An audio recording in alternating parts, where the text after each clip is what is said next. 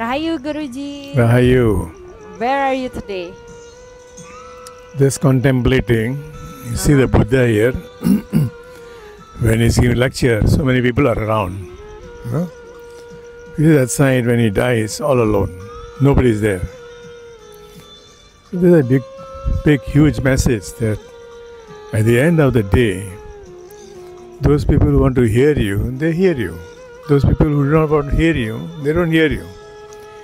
And even though you have thousands of disciples, you have hundreds of thousands of disciples, millions of disciples, at the end of the day, hardly one person is there to accompany you or to listen to your last message. You come alone, you go alone.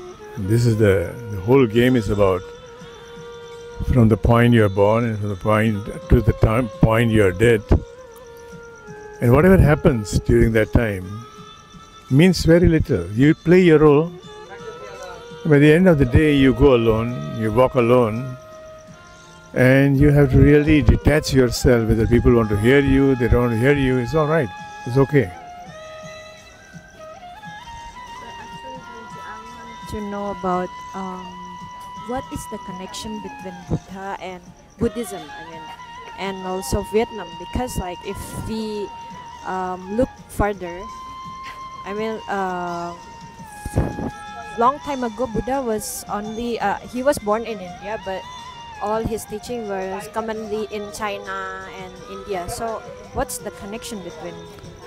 The king, the great Ashoka the Great, he he was the first missionary to spread the teachings of Buddha. So it was not spread like a religion, but as a teaching, as a set of teachings. And you see, wherever you see Buddha's picture, there, chakra there behind me. Yeah? The Dharma chakra symbolizes his teachings on Dharma. So he was not there to conquer the world or to change the religion of the people, but he was there to introduce Buddha. And he sent his own children to visit various kingdoms. Those days, if not mistaken, it's through Sri Lanka that Buddhism, or Buddha's teachings rather, not Buddhism, not as schism, not as a doctrinated dogmatic religion, but as a teaching, set of teachings. It traveled to Khmer, which is now fragmented into Vietnam, Laos, Thailand, Cambodia. These are all Khmer region. And if you see now, out of these countries which are now separated, they all belong to the same roots, Khmer. Khmer means red skin. So these people are red skin, a bit red, reddish to the people of India as they saw them. The only country where teachings are still there is Thailand, because Thailand has never been invaded. Taiwan was never enslaved by any foreign institution or foreign government. So there the teaching of Buddha is still alive, somewhat still alive. In countries like this, the teachings are no longer there, hardly. Very few people. As we go around this huge place, the Marble Mountain, you hardly see anybody who has come here to pray or to, pay respect to Buddha. There's no literature available, there's nothing at all. They just come as tourists. And this is what beats me, and I feel that this kind of thing shouldn't have happened.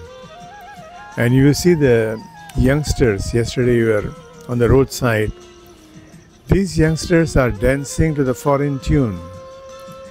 They have retained the culture in the form of just dresses.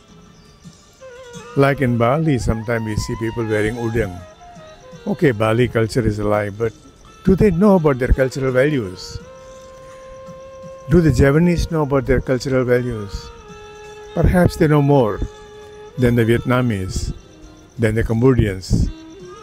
But it's dying here, and it pains me to see how the great culture, how the great civilization can die if the youth can be influenced by the foreigners to do something else. So the whole focus is on material progress. There is this model, the progress that Vietnam has made, remarkable. I was here in 90s, early 90s or late 90s, I'm not sure. I saw that as a businessman, 80s, as a businessman, I saw there was a great potential in Vietnam or Cambodia. But now when I see from the spiritual perspective, the progress is there. People who invested money in those days, they are making a lot of money. But at what cost? The Vietnamese, the Cambodians, they have lost their cultural values.